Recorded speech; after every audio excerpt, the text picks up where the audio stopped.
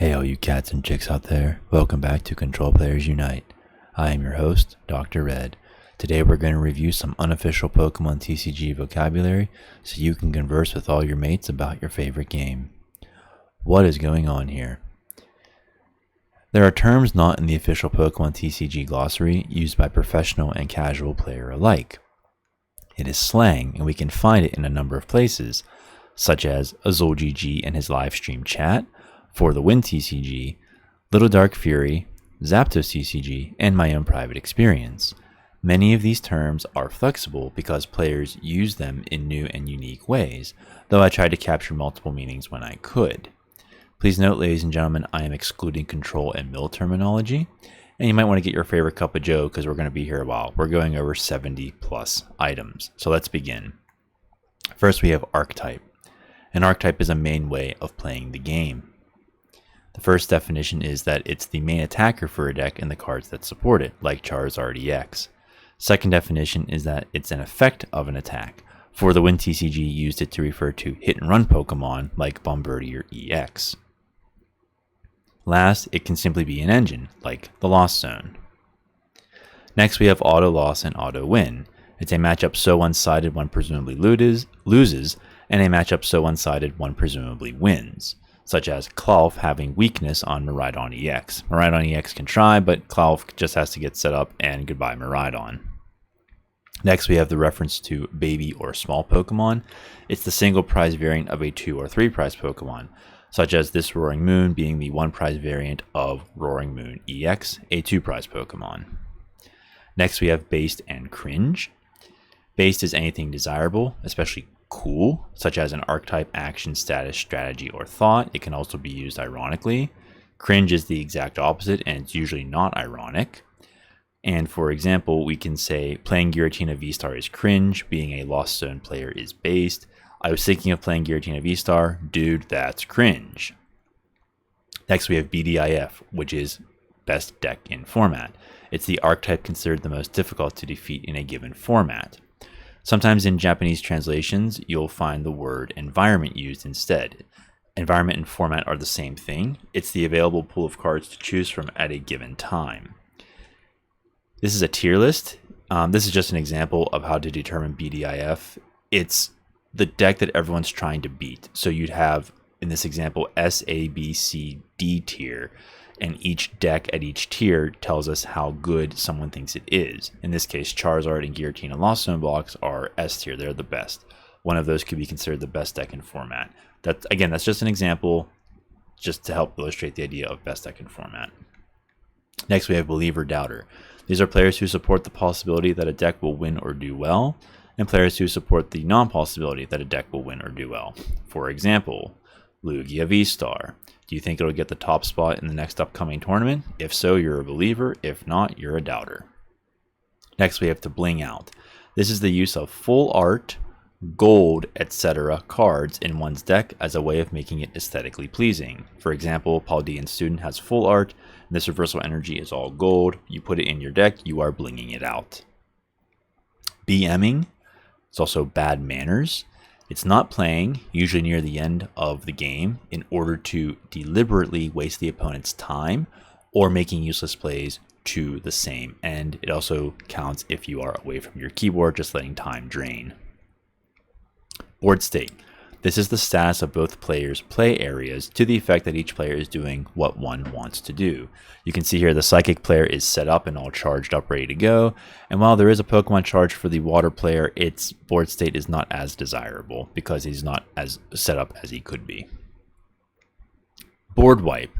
This is knocking out all of the opponent's Pokemon at once. In this example right here, we have Serena EX, which will place damage counters on your opponent's Pokemon until it has 30 HP left. This player is going to retreat, put in his Hisuian Braviary, and use the Eerie Cry attack, which puts 3 damage counters on any Pokemon that has damage counters on it. And as you can see, ladies and gentlemen, the entire board is being wiped.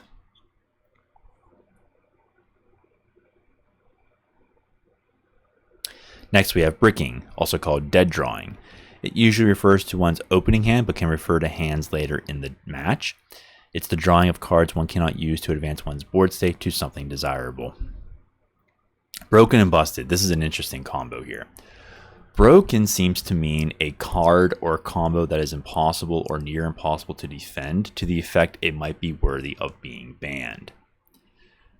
Busted is a seriously good card or combo that does not break the game, but is not worthy of being banned, and of course they're used interchangeably. Zapdos TCG and Little Dark Fury do this all the time. Budget, meme, rogue, off meta. I put these all together because they're very similar. A budget deck is a deck that costs below a certain amount, say $50, but there is no official number. The idea is that the deck is for players without much money. Then you have a meme deck, which is a deck played strictly for enjoyment that has no reasonable chance of performing well at a tournament or in competitive play. And a rogue deck is a deck that probably does not have a chance to perform well at a tournament, but does have answers to at least some of the major archetypes, and so it could perform well. And off meta just refers to any of the above. An example of a rogue deck is Darkrai V-Star, which I believe took top 4 at Fresno Regional in 2023. Build, also deck build. It's the exact 60 cards comprising a deck. The term is used to refer to the specific changes a player makes to an archetype. For example, with Charizard EX, you might consider putting in Bibarel. You might also consider putting in Pidgeot EX. You might also consider putting in Rotom V. What is your build? That's what it means. Consistency. This is the constant finding of cards one needs due to their synergy. For example, Kirlia can discard a card from your hand to draw 2 cards. Radiant Greninja can discard an energy and draw 2 cards.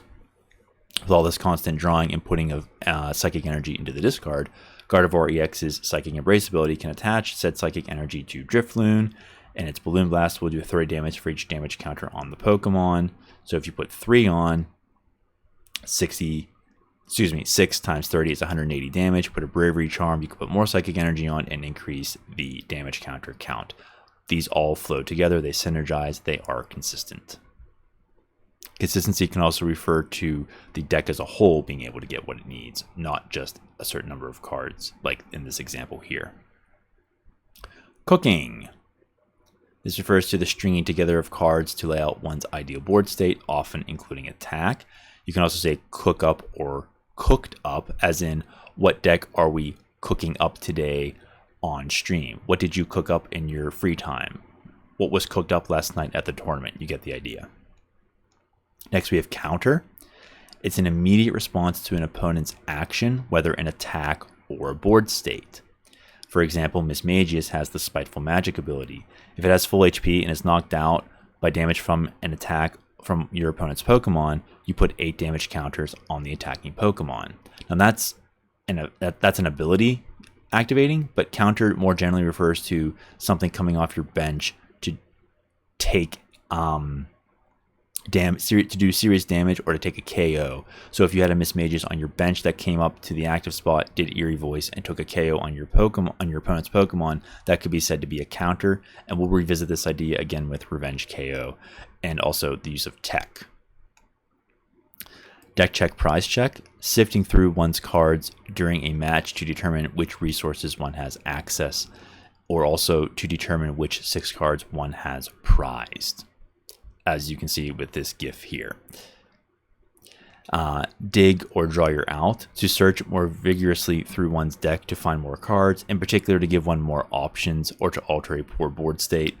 This isn't always done in desperation. It's more or less you're trying to get more resources just to win, which is the whole point of the game. But usually players do it when they're desperate for something. Donking. There are 2 variations of donk, the giving and receiving. To give is to eliminate an opponent in 1 to 2 turns due to the opponent having only 1 Pokemon in play, also called a quick elimination. For example, I donked my opponent. And the receiving end is being eliminated in a manner described above. I was donked turn 1. Draw the nuts. The obtaining of cards one needs as one needs them. Not to be confused with digging or drawing your out. Drawing the nuts is something like this. Chanpao needs energy retrieval cards, so it'll play Pokestop. And it'll play Pokestop and get them pretty much every time. That is drawing the nuts.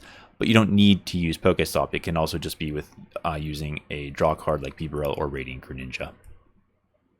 Energy acceleration. Once per turn, you can attach a card from your hand to your Pokemon. So this is the attachment of energy other than manual attachment, such as Metang's Metal Maker. Once during your turn, you can look at the top 4 cards of your deck and attach a number of basic metal energy you find there to your Pokemon in any way you like. Failed Search. This is purposefully looking through one's deck without taking a card in order to determine which resources one has available. It's similar to a deck check, except that it's often done late game to eliminate cards from your deck to increase the likelihood of drawing it out. For example, if you have 10 cards left in your deck, you play an Ultra Ball to get rid of 2. That frees up space for Bibarel. You might not even take anything out of your deck. You're just trying to increase the number of cards you draw. Next is Flexing, which is also related to BMing. It's sort of like the opposite of BMing in a way.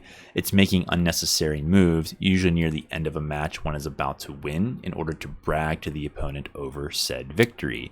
There's actually a YouTube content creator whose name is Flex Daddy. We're going to go through some of these quickly now. GG's is just the short form of good game. Glazing is to kiss up or talk someone or something up. ID is an intentional draw. It's used in tournament play to denote the purposeful drawing of a match in order for each player to gain a point, thus further advancing them through the tournament. Next we have Jank, which is useless cards, in particular for competitive play. Jover, which is the short form of just over. It refers to a match one cannot win. Loop, it's the ability of a player to repeat the same card movements turn after turn. Next we have Metagame. This is worthy of its own special slide here. Sometimes it's called the meta. It's an extremely important term, and the word meta itself is a word which it's a term that means something which refers to itself. So the metagame is the game within a game. It's an estimate of the major archetypes players will play at a given time, usually at a tournament. It helps players decide what they want to play. For example, the majority of players will probably play Charizard EX, so consider that when building your own deck. It can also mean, in accords with number 1, the most powerful decks in a given format, like BDIF, and we'll consider this with tier lists. The official definition below, although we covered it in part with BDIF. Next we have Mid. It's just a deck or a card that is neither particularly strong nor weak in competitive play. Then you have a Mirror Match. These are the same archetypes facing each other. Some would say there needs to be a certain amount of cards that the decks have in common. I think just the archetypes are okay. That's how I've experienced it. But the idea, you get the idea. It's the same two things facing off against each other. Misplay, Throwing, and Trolling. Misplay is just an incorrect move. Throwing is a synonym for misplay, like as in throwing the game away. And trolling is playing poorly, often because one is not paying attention. Azul GG does this when he's trying to interact with his live stream chat and play a match. And of course, these are also used interchangeably because that's just how language works. Netting or net decking. This is the copying of the exact 60 cards of another player's deck. You often see this not just with new players trying to get a hold of what's good, but even seasoned players who just want to win with a certain archetype. It happens often after tournaments with top 4, top 8 placements. Players want to see what other competitors have cooked up, and they want to see how it works for themselves. So that's net decking. Never Punished. It's a misplay not resulting in opponent retaliation. No Shot can also just mean no way. An expression of exasperation over an opponent drawing an unlikely set of cards and or performing a specific combo. One-hit knockout, also called an OHKO. It's eliminating the opponent's active Pokemon from play with a single attack. A one-of, a one-off, and a singleton. You would not believe how many times I see commenters misspelling these words. A single copy of a card in a deck, such as Palpad. It can get 2 supporter cards from your discard pile back into your deck, so players will sometimes use it as a one-off just to recycle some cards. OP is the short form of overpowered. A pile deck is a build with multiple archetypes and or strategies, such as Arceus V-Star and Alolan Vulpix V-Star. It can also be a bad deck, as in a pile of garbage. You also have Pilot, which is to play a deck, in particular to guide it towards victory, as in, how well did you pilot Espathra EX tonight? You have Pivot, which means a Pokemon placed in the active spot, usually with free retreat, after receiving a knockout in order to easily switch into another Pokemon for attack. Playstyle. This is another extremely important term. There's some controversy here. Some players would say that playstyle is not a thing. I think it definitely is, just depends on the context of which one is using it. It's a player's preferred way of moving through a deck. For example, when digging, I prefer Bibarel over Greninja, although it is deck specific. Some decks would prefer Bibarel, others would prefer Greninja. But you get the idea. A player has a choice for how to draw, and so they would prefer one over the other. It can also just mean aggressive, control, or mill, as in your style of play for how which decks you like to choose to play in a given game or tournament. The derogatory use of the word prey here signifies the hope that one's opponent does not have a card needed to defeat oneself. It's the idea that you've done everything you can and you just have to wait and see what your opponent does.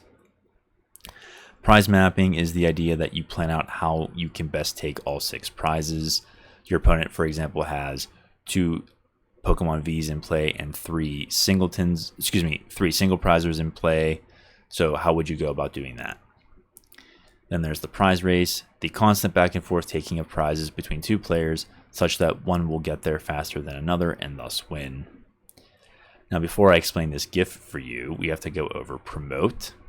Just means the moving of a Pokemon from the bench to the active spot after receiving a knockout. Now this picture of Ash punching Pikachu because the next word is punch. It's the idea that the use of a less powerful attack to damage a high HP Pokemon with the hope of defeating it later. For example, I'll use Cramorant to punch Goldango EX. Quads. This is an interesting concept. I've heard Little Dark Fury use it. It's the use of exactly 4 of any one attacker only. So for example, 4 copies only of Arceus V-Star and Arceus V. But then you can also have the use of any one attacker with support Pokemon. So you might have 4 Arceus V-Star and Radiant Greninja to help you draw. Quads is a good exercise to see how well your deck building is around a single attacker. Revenge KO, we talked about this above with counter. It's the immediate knocking out of an opponent's Pokemon after one's own Pokemon is knocked out. The derogatory use of rest in peace is pronounced RIP. It usually refers to a Pokemon getting knocked out by a big attack or after serving its purpose on the board. Then you have rotation, which is the annual removal of cards from standard format. Currently, it's in March. Next, we have scoop. It's another word for concession. It comes from the idea that a player literally scoops up one's cards from the tabletop. Then you have sequencing. It's the right order of play, the most efficient means of playing cards in a given order to obtain the best results for one's attempt at victory. Next, we have snipe.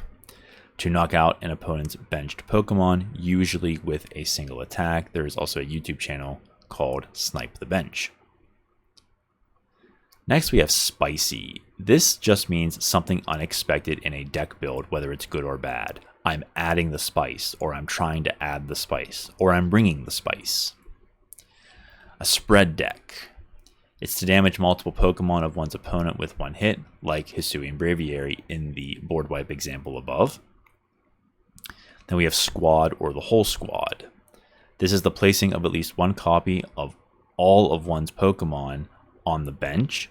For example, Rotom V, Pidgeot V, and Snorlax. Or all copies of a single Pokemon, like all of your block Snorlax, all 4 copies of it. A staple is a card so useful it is a near requirement in every deck. For example, Bibarel. Sus is just the short form of suspicious. Teching is the inclusion of a single copy of a card for a very specific matchup. So in the example above with Singleton, Palpad is not a tech, you're using it to help yourself. A tech would be something like Roxanne in a Lost Zone build to get your opponent down to 2 cards. Thinning, or to thin. This is the elimination of cards from one's deck, whether placed into one's hand or discard pile, in order to improve one's chances of drawing a card one needs to win. Tier list, recall BDIF. It's the placing of archetypes or anything one wants, frankly, into levels in order to determine popularity, attack power, etc. It's to help players make judgments on what to play. Tilt or tilted or tilting. It's just a synonym for anger or saltiness. Then we have Toolbox deck, or just Toolbox. It's a deck that has a response to many different decks because the cards act as tools. This usually refers to attackers and not support. Top decking, or to top deck, is the drawing off the top of the deck what one needs at the start of one's turn. Then when you're in top deck mode, it's a player requires a good draw off a top deck to stay in the game. This usually happens at the end, or if a player has only 1, 2, or even 0 cards in his or her hand. Next we have tryhard testing. ZolGG use this term, and I've also heard Omnipoke Joe use it to work out every single possible reasonable matchup for an archetype. This usually involves the use of charts and percentages to determine which archetype one wants to play. Turbo. This is to power through one's deck quickly in order to take a knockout. And last but certainly not least, we have Whiff. This is to not find the card one searches for via a draw or a dig. Thank you for watching, ladies and gentlemen. If you want more control content, please like and subscribe. And take care of yourselves, and may God bless you.